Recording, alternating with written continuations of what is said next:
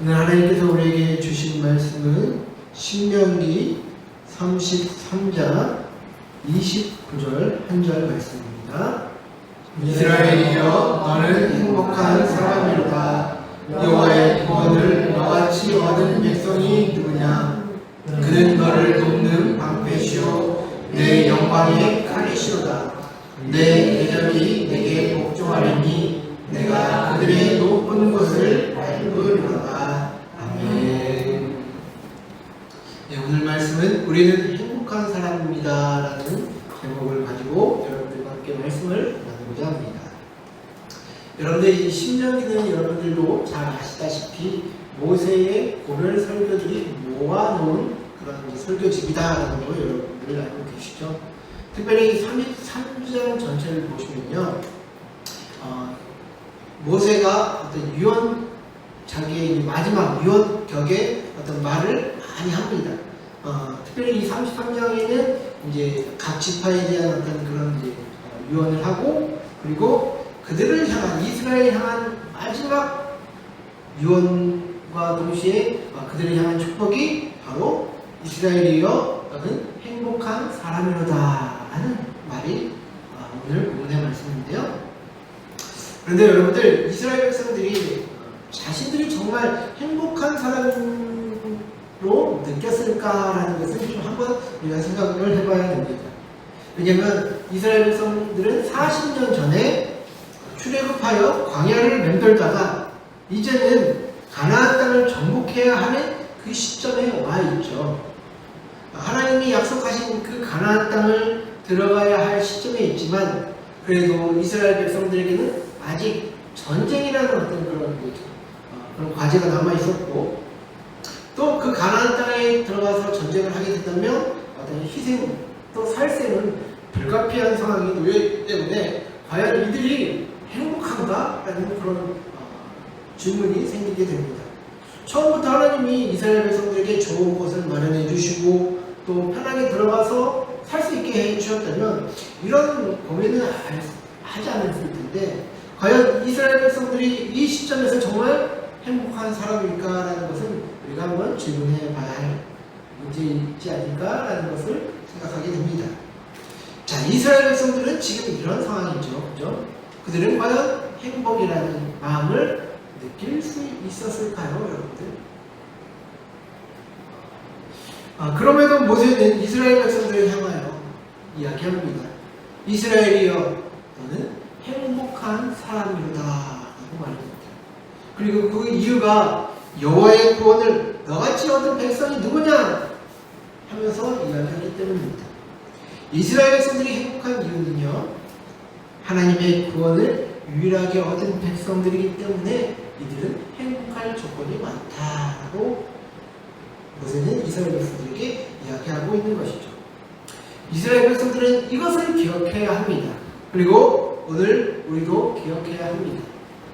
여호와의 구원을 얻은 백성들이 우리고, 또 앞으로 구원도 경험할 것들이 우리고, 그렇기 때문에 우리들은 행복한 사람이다라는 것을 기억해야 한다는 것이죠.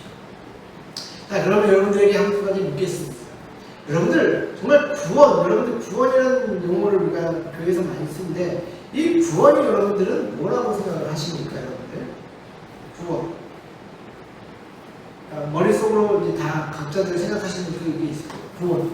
뭐 죄의 용서를 받는 것, 뭐 하나님의 자녀가 되는 것, 뭐 천국 가는 것, 뭐 여러분들 다 뭐 이런 생각들이 있을 것입니다. 구원에 대한. 성경에서 구원이라고 했을 때는 여러분들 원어적으로 여러 가지 단어를 써요. 여러분들이 들으셨는지 모르겠지만 뭐 흔히 쓰는 게 뭐 소조라는 단어를 쓰고, 뭐 리오마이라는 걸 쓰고, 뭐 야샤라는 단어, 히브리어 단어를 쓰고, 하락즈라는 단어도 씁니다. 이렇게 많은 구원에 대한 어떤 설명하는 개념들이 성경에 가득한데요, 저는 구원이라는 것을 설명하는 것 중에 가장 정확한 개념, 가장 저의 마음에 와닿는 개념, 제가 좋아하는 그 개념이 뭐냐면 건져내다라는 그 구원의 개념을 저는 굉장히 좋아합니다. 이 건져내다, 구원을 건져내다라고 표현한다. 자, 여러분, 사람이 물에 빠지면요, 여러분들 그 사람이 이제 물에 빠져서 허우적거립니다. 그 사람이 물에 빠져 허우적거릴 때 그 사람에게 있어서 구원은 무엇일까요?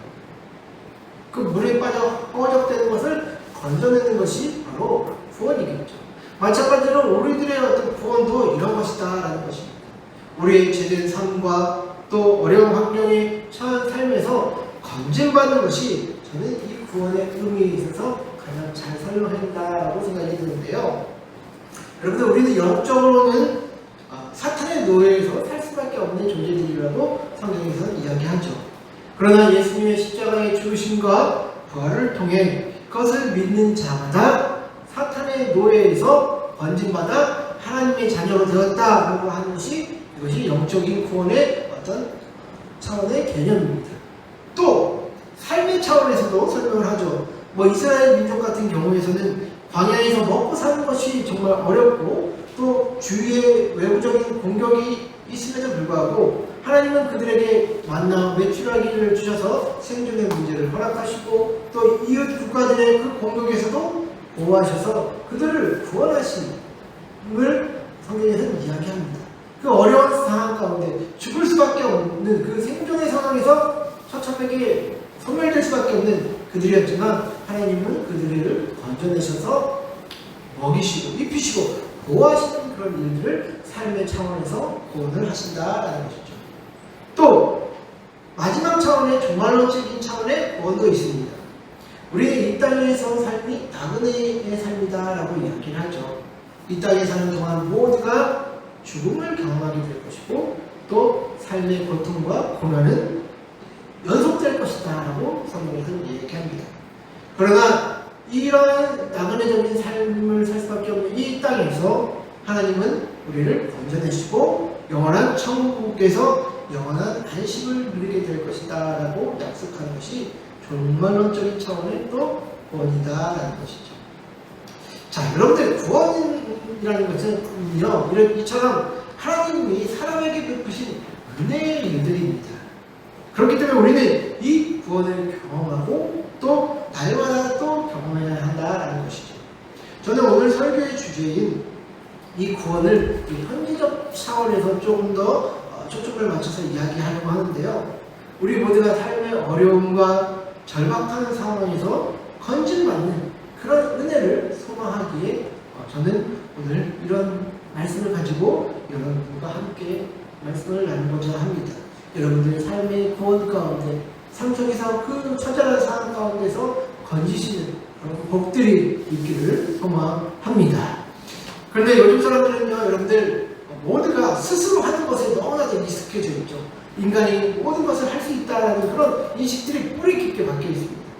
삶이 윤택해지고 귀의 다양성이 가득한 세상인지라 그런지 사람들은 자신들이 믿는 대로 행하고 또 믿는 대로 모든 것을 할 수 있다라고 생각을 한다라는 것이죠. 물론 사람이 자신감을 갖고 이렇게 살아가는 것은 굉장히 중요한 삶의 자세입니다. 그러나 하나님이 필요 없이 인간들이 모든 것을 할 수 있다는 그 사고는 바벨탑을 쌓아 자신들의 이름을 드러내려 했던 사람들과 별반 다르지 않다라는 것이죠. 어떤 뇌과학자가 이런 말을 하더라고요. 우리나라에도 이제는 무신론이 70%가 되었다고 합니다. 그만큼 무신론자의 수치가 많이 높아졌다는 것이죠. 그런데 이상한 것은 무신론자들의 숫자가 증가했음에도 불구하고 명상하는 이들의 숫자도 오히려 증가했다라는 것입니다. 신은 믿지 않지만 이상하게 명상을 하는 숫자가 늘어난다? 그래서 인간이 아무리 신이 없다고 하지만 영적인 것에 대한 추구는 끊이지 않음을 자신은 발견하게 된다라고 이야기를 하더라고요. 그래서 여러분들 성경 전도서 3장 11절 이제 전반부 절만 보면요. 하나님이 모든 것을 지으시되 때를 따라 아름답게 하셨고 또 사람들에게는 영혼을 사모하는 마음을 주셨느니라. 자, 여기서 보면 하나님이 사람들에게 어떤 마음을 주셨다고요? 영혼을 사모하는 마음을 주셨다고 합니다. 이처럼 하나님은 인간의 마음속에 영혼을 사모하는 마음을 주셔서 더듬어서라도 하나님을 찾아올 수 있도록 그렇게 인도하셨다는 것이죠. 이렇게 하나님이 사람들을 영적인 존재들로 창조하셨지만 사람들은 하나님을 찾지 않습니다. 이 땅에서 인간들 스스로 할 수 있는, 특별히 오늘날 같은 시대는 더 그런 것들이 가득한 시대이기 때문에 스스로 할 수 있는 것들이 많다라고 여기기 때문에 하나님께 나아오지 않는다라는 것이죠.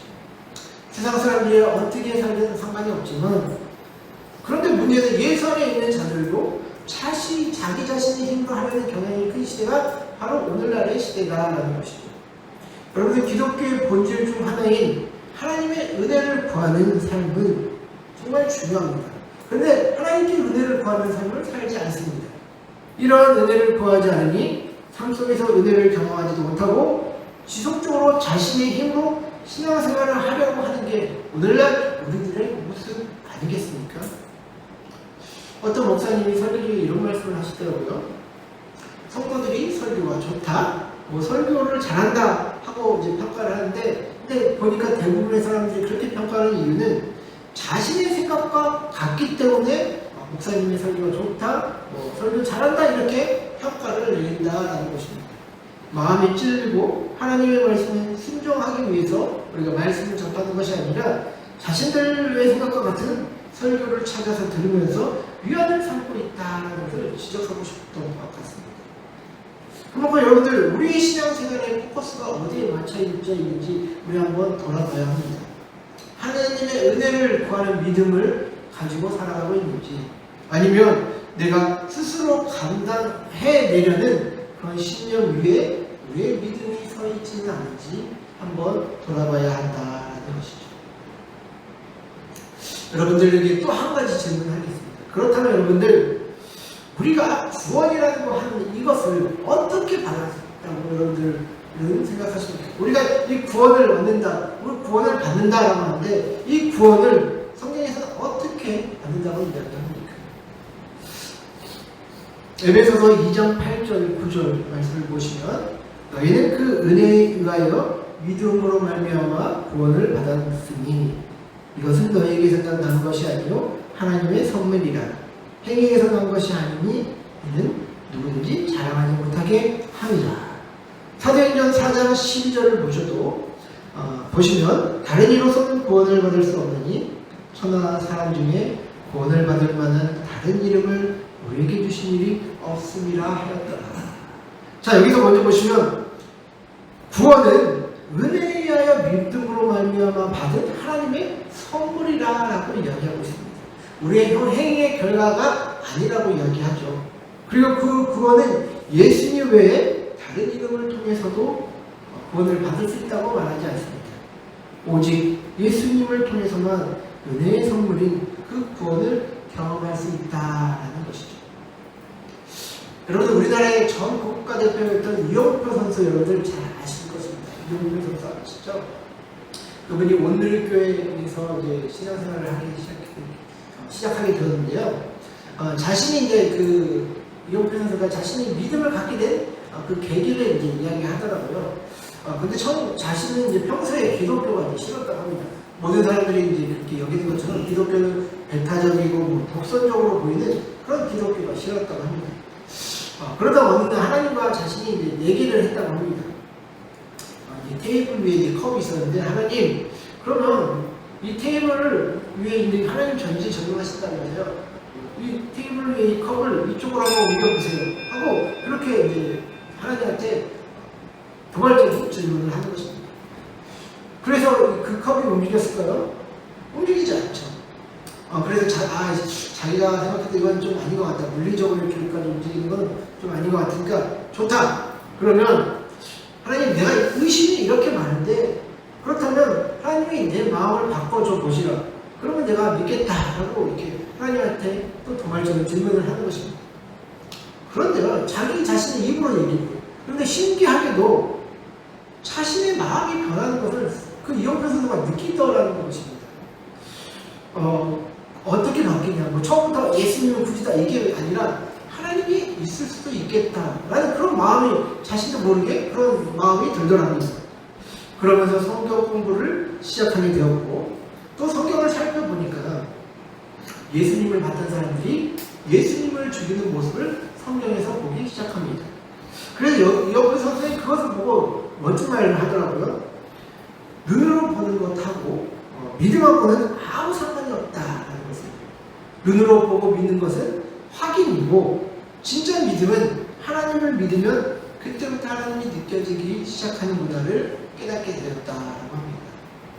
그러면서 그가 유럽에 가게 된 그들도 얘기해 주는데 어느 날 이제 예배 드리다가 마음이 뜨거워지면서 은혜가 되는 그 시간을 경험하게 됩니다.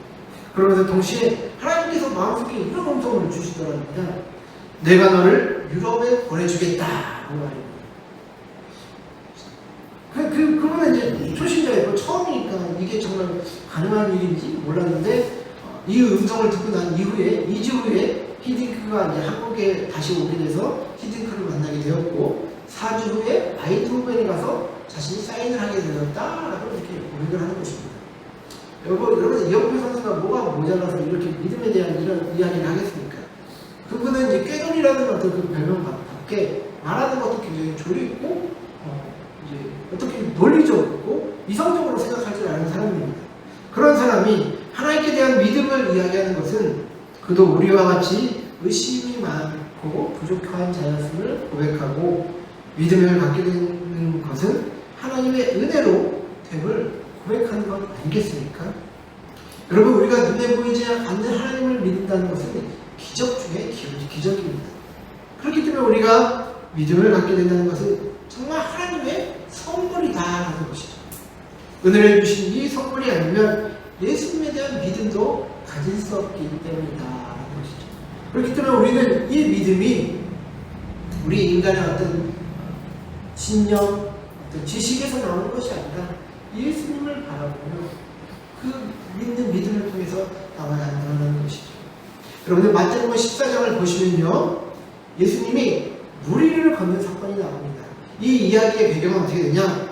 이제 오병이어의 사건 이후에 예수님은 제자들을 먼저 갈릴리 바다 저 건너편을 먼저 보냈습니다. 그리고 혼자남아 기도를 하시는데요. 성경의 포커스는 이제 제자들을 다시 향하게 되는데 제자들이 건너편으로 갈릴리 바다 건너편을 가는 중에 풍랑을 만나서 굉장히 어려워하는 그런 시점에 와 있습니다. 이때 예수님은 바다 위를 건너서 제자들을 찾아오시는데요. 제자들은 갑자기 한밤중에 누가 물 위를 걸어오니까 유령이다 하고 난리치는 그런 깜짝 놀라는 그런 장면이 성경에 나옵니다. 그러나 그때 베드로만이 만일 주님이시거든 자기도 물에 오를 수 있도록 해달라고 이야기를 합니다. 그러자 예수님은 베드로를 그래 너 오라 이렇게 얘기를 하시죠.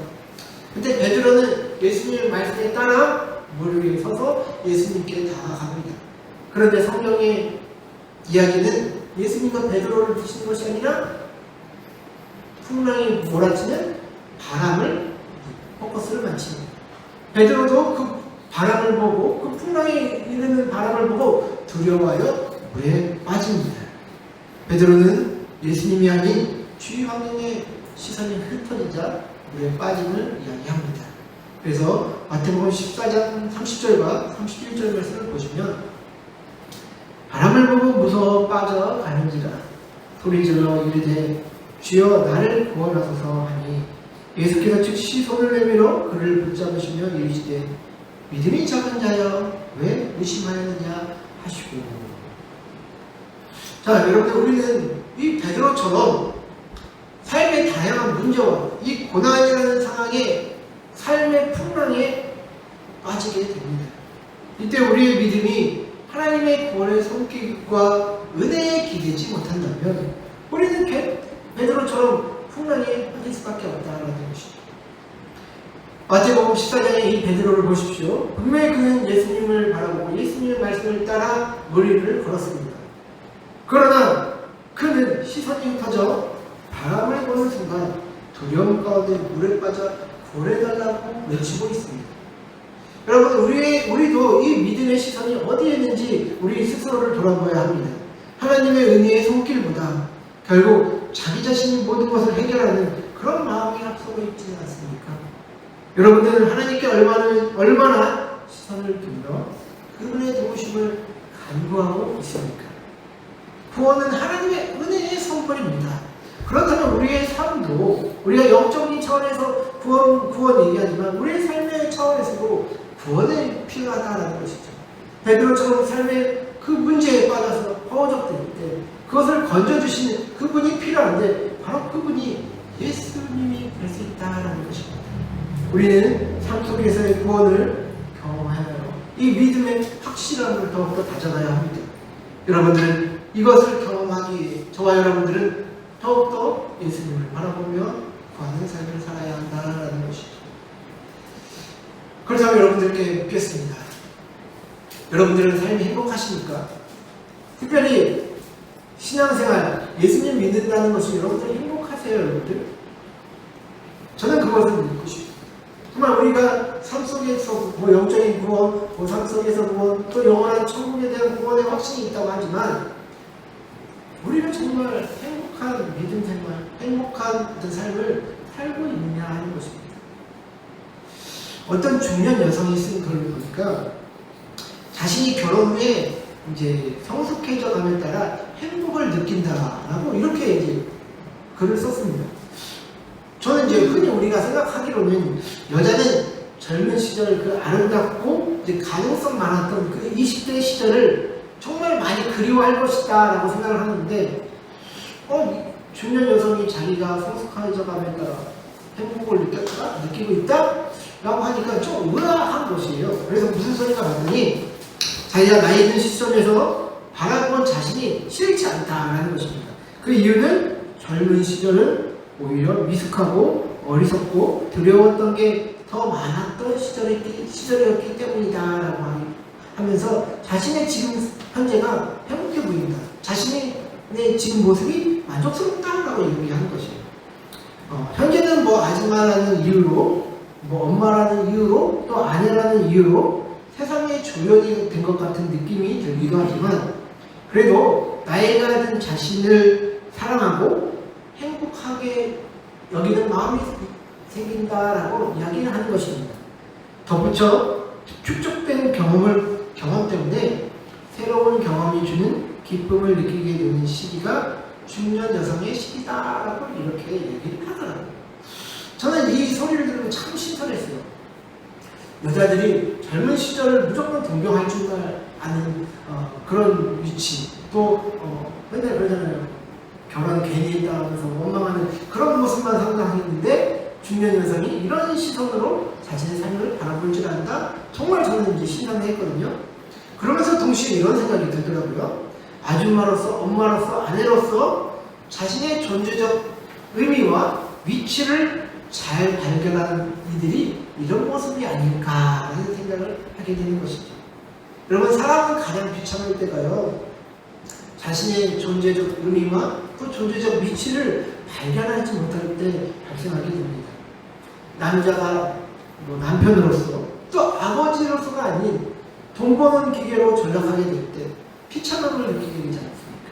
또 여자가 아내로서 또 어머니로서가 아닌 밥하는 기계로 전락하게 될 때 비참함을 해집니다.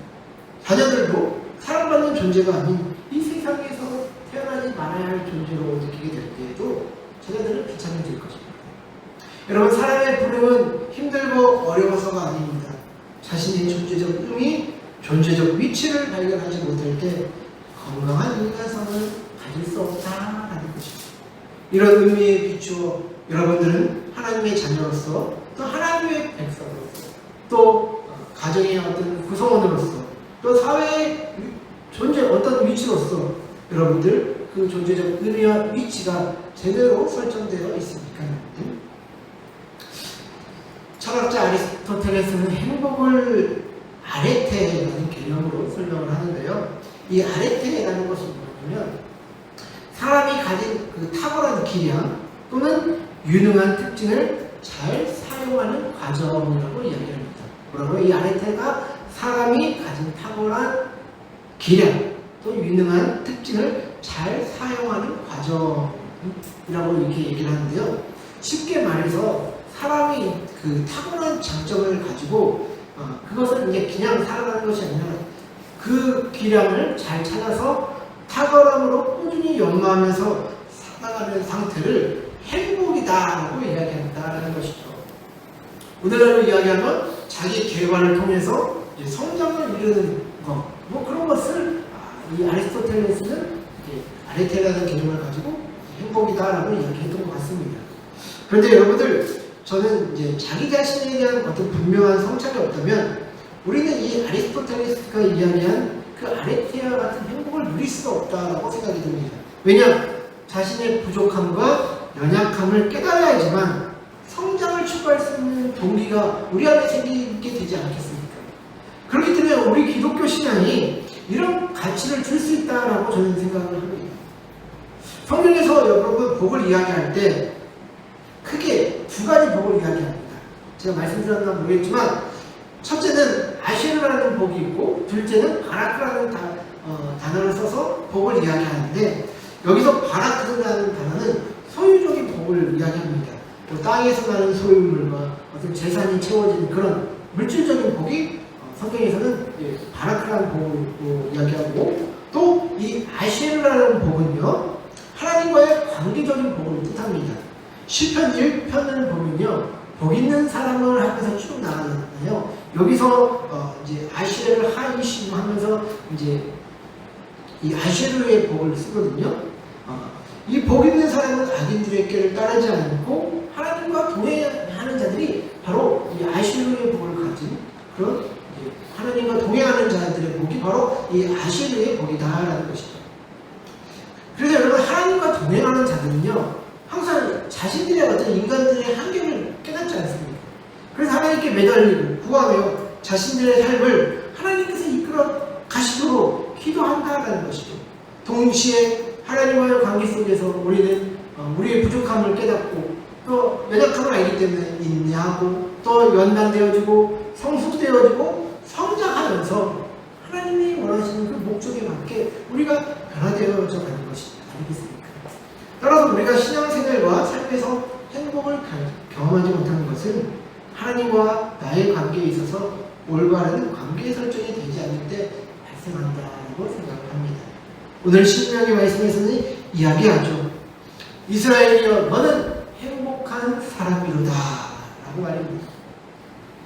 여러분들의 삶 가운데 하나님이 동행하신 일들을 한번 기억해 보세요. 여러분들. 어렵고 힘들 때 또 잘 나갈 때도 하나님은 여러분들 곁에 계셨습니다. 그리고 지금도 여러분들 곁에 계십니다. 그 구원에 하나님이 여러분들과 함께 계시고 또 그 구원을 경험한 여러분들이 행복하지 못할 이유가 어디에 있겠습니까? 그래서 여러분, 행복은 감정이 아니다라고 이야기하는 것입니다.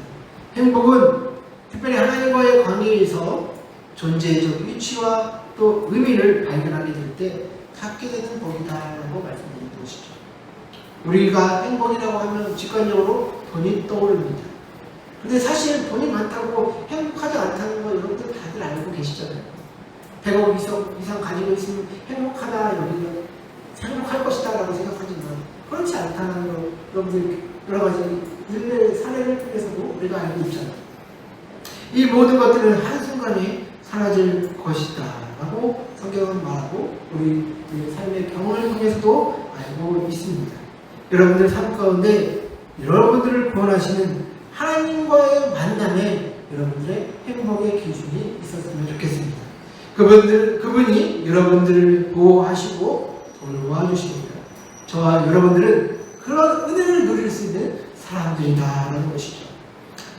사무엘 하 7장 23절과 24절을 보시면 땅의 어느 한 나라가 주의 백성 이스라엘과 같으리이까 하나님이 가서 구속하사 자기 백성으로 삼아 주의 명성을 내시며 그들을 위하여 큰 일을 주의 땅을 위하여 두려운 일을 애국과 많은 나라들과 그의 신들에게서 구속하신 백성 앞에서 행하셨사오며 주께서 주의 백성 이스라엘을 세우사 영원히 주의 백성으로 삼으셨사오니 여호와여 주께서 그들의 하나님이 되셨나이다.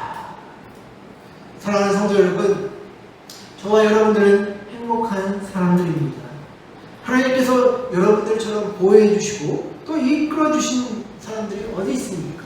또 앞으로 여러분들의 삶을 이끌어 주시고 회복시키시고 보호하시고 또 구원하셔서 건지실 터인데 우리가 행복하지 않을 이유가 어디에 있겠습니까?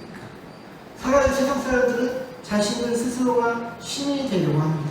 그러나 우리 예수님은 우리 보고 스스로 하라. 너희들은 너희 믿음대로 너희 신이 되어라 한 적 없습니다. 예수님 안에 거하라고 말씀을 하십니다. 우리의 무거운 짐들 예수님께 맡기시고 또 삶의 모든 풍랑 속에서 예수님을 바라보며 걸어가게 될 때에 풍랑 속에서도 구원하실, 건지실 그 하나님을 경험하게 될 것입니다. 그런 은혜와 구원을 날마다 더욱더 누리게 되시는 저와 여러분들 되시기를 주의 이름으로 간절히 축복하고 축원드립니다.